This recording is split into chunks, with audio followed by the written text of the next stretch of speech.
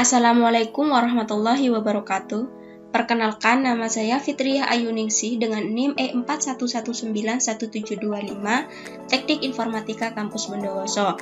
Di sini saya akan menjelaskan data warehouse middleware.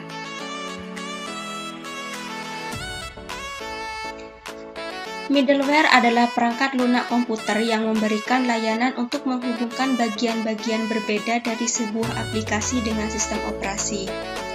Middleware umumnya digunakan dalam sistem terdistribusi untuk memudahkan pengembang perangkat lunak dalam melakukan komunikasi input atau output. Middleware berfungsi sebagai penerjemah informasi sehingga setiap aplikasi mendapatkan format data yang dapat mereka proses.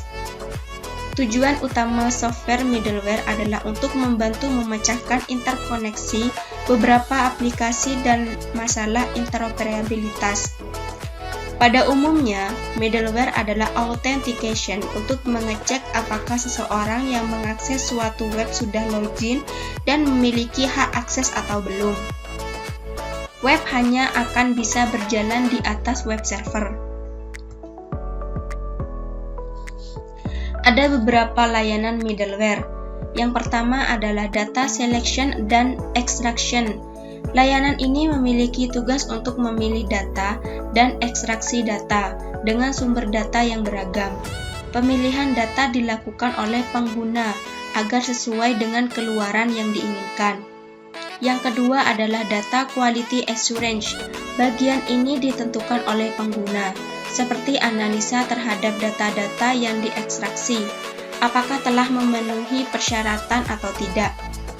Pada umumnya, middleware menyediakan beberapa tools. Yang ketiga adalah data movement. Diperlukan ada datanya pemindahan data antar platform, seperti system to system, atau menggunakan data warehouse processing system yang berbeda, maka layanan ini dapat digunakan. Untuk layanan yang keempat adalah data mapping dan transformation. Data mapping dan transformation adalah layanan yang melakukan handling terhadap masalah klasik data warehouse, seperti ID atau identifikasi nomor pelanggan. Untuk layanan yang kelima adalah replikasi. Replikasi data pada layanan middleware adalah proses kombinasi dari ekstraksi data dari satu database ke tempat lainnya. Selanjutnya adalah proses integrasi data. Sebelum data diolah atau masuk dalam data warehouse, maka akan melalui proses integrasi terlebih dahulu. Proses integrasi ini dilakukan dengan cara mengkombinasikan berbagai sumber. Kemudian akan disimpan dalam suatu tempat yang dinamakan data warehouse. Kita bisa menggunakan proses ETL dalam melakukan integrasi data. Pengertian ETL. ETL atau Extract Transform Load adalah proses integrasi data yang menggabungkan data dari berbagai sumber ke dalam suatu penyimpanan yang konsisten dan dimuat ke dalam gudang data atau sistem lainnya. Singkatnya, sistem ETL adalah dasar dari pengolahan data, khususnya big data.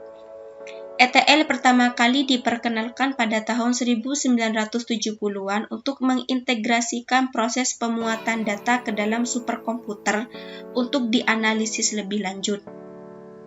Sejak akhir 1980 hingga pertengahan 2000, ETL menjadi proses utama untuk membuat gudang data yang mendukung aplikasi business intelligence. Di masa sekarang, ETL lebih direkomendasikan untuk menyimpan data yang lebih kecil dan tidak memerlukan pembaruan terlalu sering. Alternatifnya, kamu bisa menggunakan data integrasi lain seperti ETL, CDC, dan virtualisasi data untuk mengolah data real time dan selalu berubah. Selanjutnya adalah cara kerja ETL. Ada 3 bagian, yaitu extract, transform, dan load. Untuk extract, data harus diekstrak terlebih dahulu dari sumbernya sebelum dipindahkan ke tempat lain. Pada langkah pertama proses ETL ini, data terstruktur dan tidak terstruktur diimpor dan dikonsolidasikan ke dalam satu wadah penyimpanan. Yang kedua adalah transform. Setelah tahap ekstraksi selesai, data perlu dipindahkan ke sistem target atau ke sistem perantara untuk diproses lebih lanjut. Langkah selanjutnya adalah proses transformasi ETL yang akan membantumu membuat gudang data terstruktur. Transformasi ETL merupakan pembersihan dan mempersiapkan agregasi untuk analisis. Langkah ini sangat penting dalam proses ETL karena membantu memastikan data yang akan diolah sepenuhnya siap dan kompatibel. Untuk bagian yang ketiga adalah loading.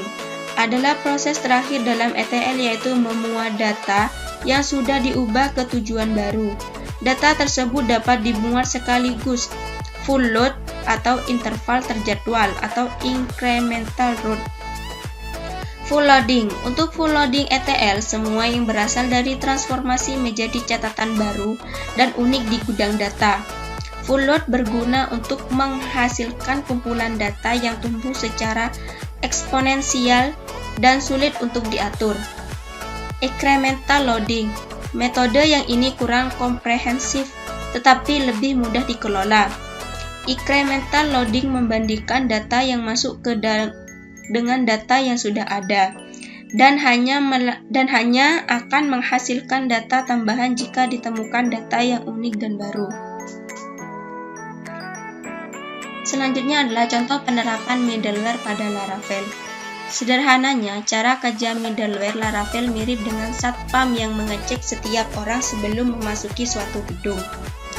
Middleware akan mencegah request masuk, memproses dan memvalidasinya terlebih dahulu, kemudian menyalurkan request tersebut ke controller tujuan atau controller lain.